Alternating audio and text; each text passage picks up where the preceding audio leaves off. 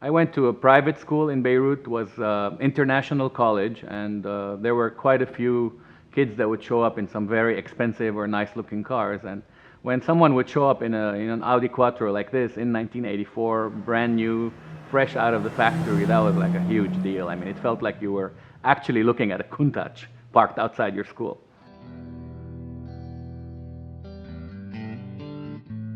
It was a match made in heaven. I was just floored.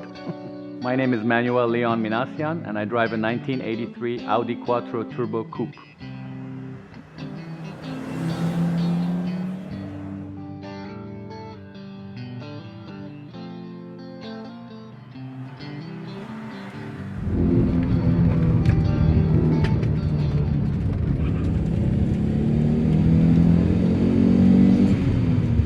The car is a coax-cylinder car. It's got a turbo, and it is basically the, let's say, the souped-up version of the GT that they made. And these cars were also ran in a Group B rally as a Quattro Coupe Sport, and they were shorter with much more horsepower.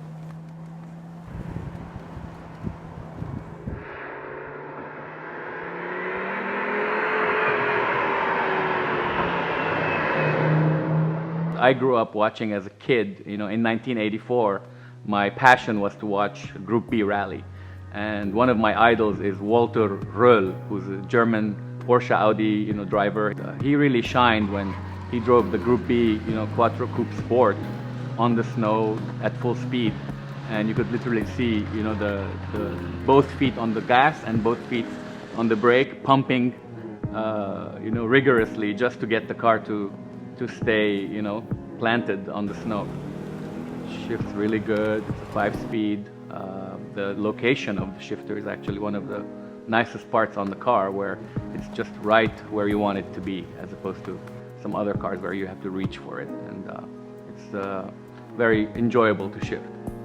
The car initially came in through Vasek Polak, lived in San Diego its whole life, and then this person owned it for a very, very long time, and I had kind of said, I'm first in line, when you want to sell.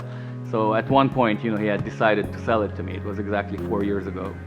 And I'm really, really happy that I waited for this car, because I know it was all sorted and it didn't have any electrical issues, which is a big deal with these cars to figure out.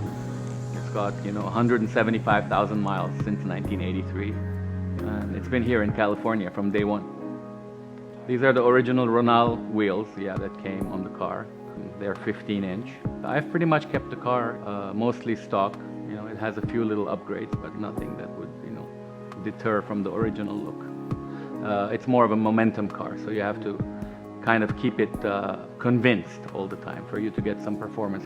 The drivetrain, the engine is more like a supercar, and that's what puts this car like in a different bracket than any other VW or Audi of the 80s. Being that these cars mainly, established their pedigree as rally cars, and they were among the first four-wheel drive rally cars when, rally cars were running mostly front-wheel drive or rear-wheel drive, and then it was kind of introduced where it was legal to run a four-wheel drive. Audi was among the first to do that, and obviously came up with this like supercar phenomenon that did extremely well. I mean, they were just champions for years.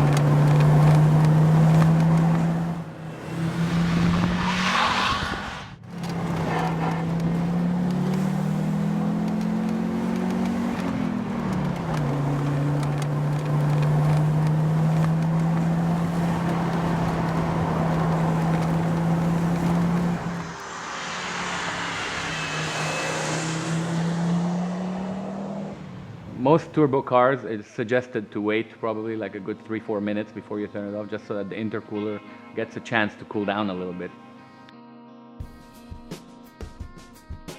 And even now, when it's all sorted out, it seems to want to open the windows when it wants to and not open them when it doesn't want to. So it's got some fantastic quirks about it. 80s cars have kind of become a thing of the future, where people are collecting those a lot now, and I see it especially with cars that are flared. A lot of thumbs up when I drive this car. People just go nuts. The people that know what it is, they obviously like those cars because of their rally pedigree. So being that they're younger and they've kind of digged into the past of rallying, this is like for them like the messiah of the old rally cars.